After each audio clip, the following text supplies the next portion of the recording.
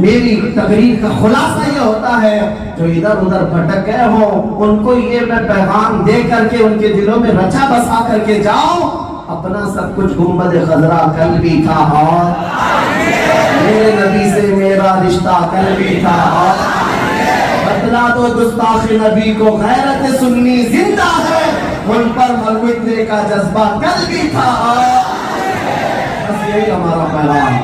لبیک یا رسول اللہ، لبیک لبیک لبیک یا رسول اللہ، لبیک یا رسول اللہ، لبیک لبیک لبیک یا رسول اللہ، لبیک لبیک لبیک یا رسول اللہ، لبیک۔ میرے عزیزوں، اب میں اختتام پر آتا ہوں اور میری بیماری بھی ختم ہے، بس پیغام کو پہنچانا تھا وہ ہم نے پہنچا دیا۔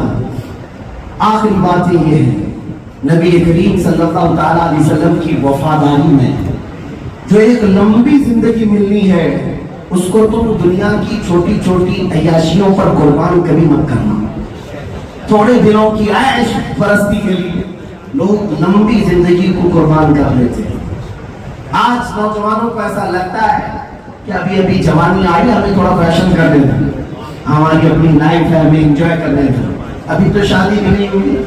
میرے عزیزوں، تاریخ کے اوراق کو پلٹ کر کے دیکھو، مدینہ طیبہ میں وہ حضرت حنظلہ جن کی آج شادی ہوئی، رات کو جنگ کا بگل بج گیا، نبی پاک صلی اللہ علیہ وسلم احد کے میدان میں جا رہے تھے، آواز کانوں میں پڑ گئی آج کے دولہا کی، اور اپنی بیوی کو بستر پر چھوڑ دیا، الوداع کہا اور جنگ میں شریک ہو گئے، اور شہید بھی ہو گئے جن کو فرشتوں نے غسل دیا تھا۔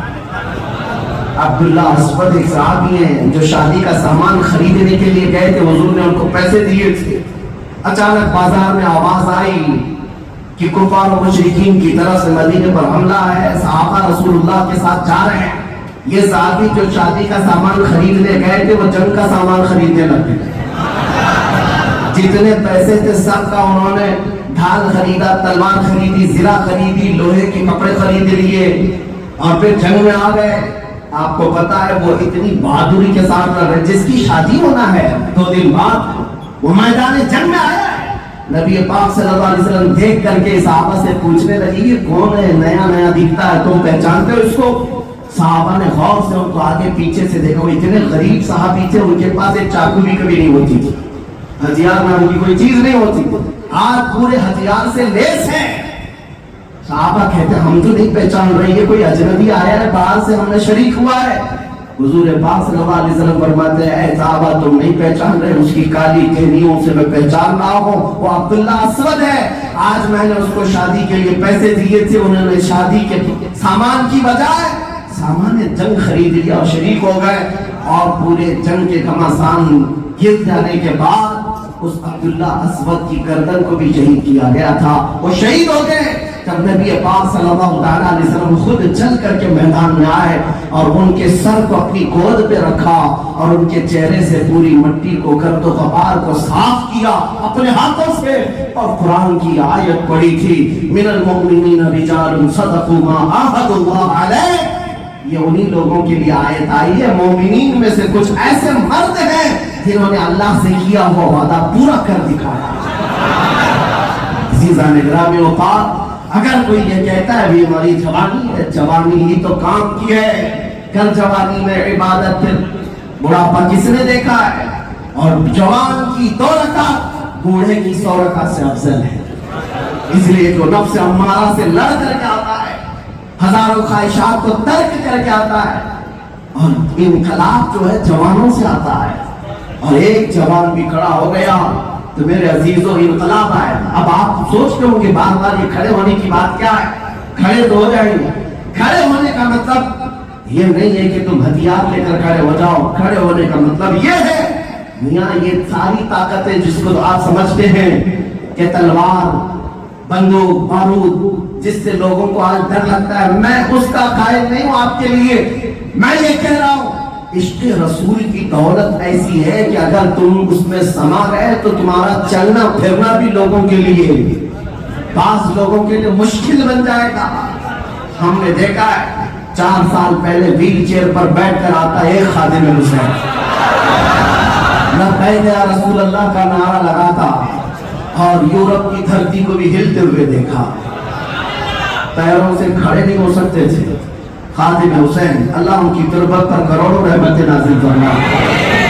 और हर जगह से लोगों में खौफ, दहशत, किस बात की? अरे एक माजूर आलिम क्या कर लेगा? उस दिन हमें ये फलसफा समझ में आया। दुनिया को पता है ताकत और कुव्वत फौज और तख्त और ताज का नाम नहीं है, ताकत और कुव्वत छुपे हुए इश्क़ मुस्तफा वाला। और अगर माजूर के सीने में भी आ जाए तो वह इनकलाब ला सकता है।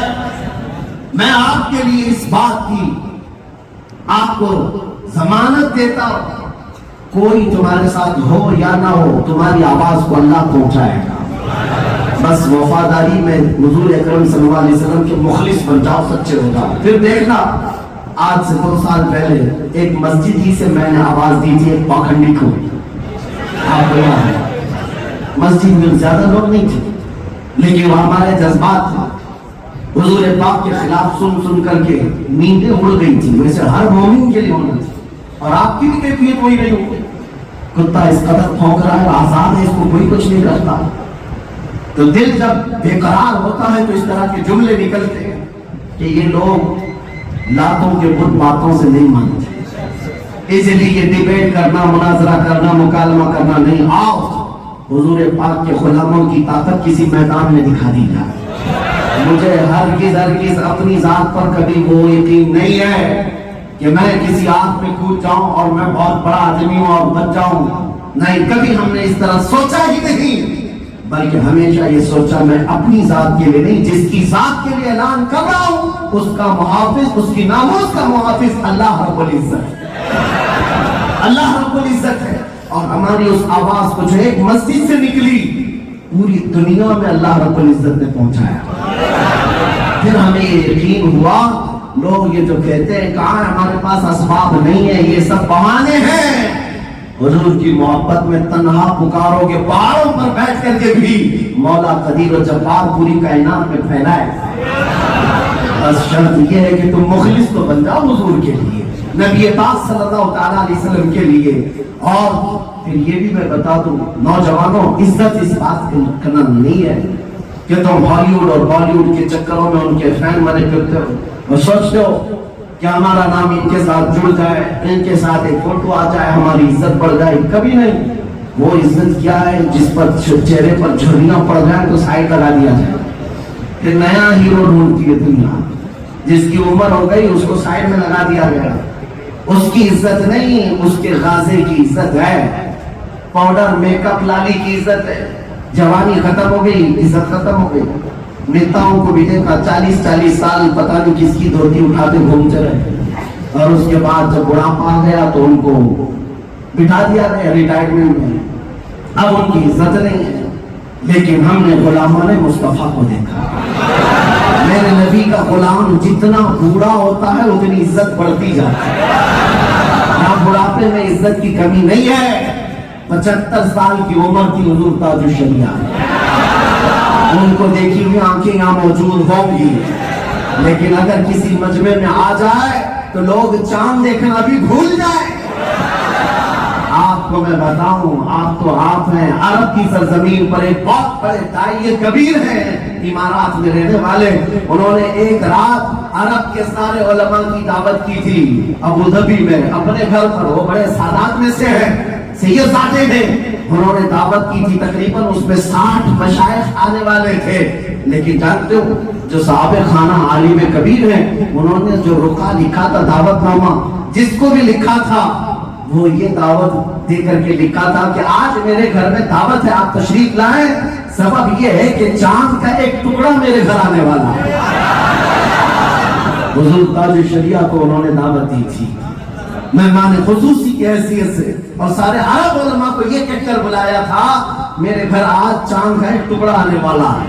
अज़ीज़ान गिरामी वक़ार, वो जो हुस्न हमने देखा वो पाउडर, लाली, मेकअप का नहीं, वो मेरे मुस्तफा के कदमों से छन कर आया। इसमें बुढ़ापे में इज्जत जाती नहीं है। जो आलिम जितना बूढ़ा होता है अल्लाह उसकी इज्जत में इजाफा फरमाता है। इसलिए सब समझ में आ गई बात, इज्जत कहाँ है? नबी पाक के कदमों में। फिर आला हजरत की बात सुन लो, وہ سچ کہتے تھے آج لے ان کی پناہ، آج مدد مانگ ان سے، کل نہ مانیں گے قیامت میں اگر مان گیا، انہیں جانا انہیں مانا، نہ رکھا غیر سے کا، للہ الحمد میں دنیا سے مسلمان گیا۔ میرے عزیزو، حضور پاک صلی اللہ تعالیٰ علیہ وسلم یہ ہمارے لیے مبدأ ہے اور آخرت بھی انہی کے لیے شان کے ساتھ ہے۔ اس لیے وہ جو نہ تھے تو کچھ نہ تھا، وہ جو نہ ہو تو ہماری زندگی ان کے بغیر کچھ ہے؟ ہماری عزت، ہماری آبرو، ہماری زندگی حضور کے نام سے وابستہ ہے۔ اگر وہ نام نکل گیا تو نہ ہماری اذان ہے نہ ہماری نماز۔ اذان میں حضور کا نام نکال دو تو اذان کمپلیٹ ہے، نماز میں حضور کا نام نکال دو تو کمپلیٹ ہے۔ میرے عزیز، ہماری شادیاں حضور کی خطبے پر کمپلیٹ، ہماری ہر تقریب حضور کے خطبے پر درود پر کمپلیٹ۔ بلکہ جب ہم مرتے ہیں تو ہماری آنکھیں بھی بند کرتا ہے کوئی مومن تو یہ کہہ کر بسم اللہ وعلی ملت رسول اللہ۔ ہم جب پیدا ہوئے تھے تو کانوں میں اذان دی گئی تھی، اللہ اکبر بھی اذان میں الفاظ ہیں، اور اشہد ان محمدن حضور کا نام کانوں میں بچپن سے سنایا گیا ہے، اور جنازے کی نماز بھی ہوگی۔ یہ ہماری زندگی گھوم رہی ہے، پھر رہی ہے، لیکن بیچ میں ہے جہاں سے بھی جاؤ گے وہ خدا خدا کا یہی ہے در، نہیں اور کوئی مخر مقر۔ جو وہاں سے ہو یہی آپ کے ہو، جو یہاں نہیں تو جو یہاں نہیں تو وہاں نہیں۔ ہم نے دیکھا ہے جو حضور کو چھوڑا وہ در در کا کتا بن کر کے رہ گیا۔ لکھنؤ کا وہ رافضی کتا یاد ہوگا جس نے نام بدل لیا تھا، دھرم بدل لیا تھا، حضور کے چرتر پر ایک کتاب لکھ ڈالی تھی، اور پنڈتوں کی چاٹتے ہوئے اس کی جوتیاں اٹھاتے ہوئے 6 مہینے بھگوا داری کپڑے اوڑھ کر کے گھومتا رہا، اور اس کے بعد انہوں نے ناچ مار کر ایسا نکالا، دھوبی کا کتا نہ گھر کا نہ گھاٹ کا، نہ ادھر کا رہا نہ ادھر کا رہا۔ اسی لیے اعلیٰ حضرت نے 100 سال پہلے کہا تھا، یا رسول اللہ جو تیرے در سے یار پھرتے ہیں در بدر یوں ہی ہار پھرتے ہیں۔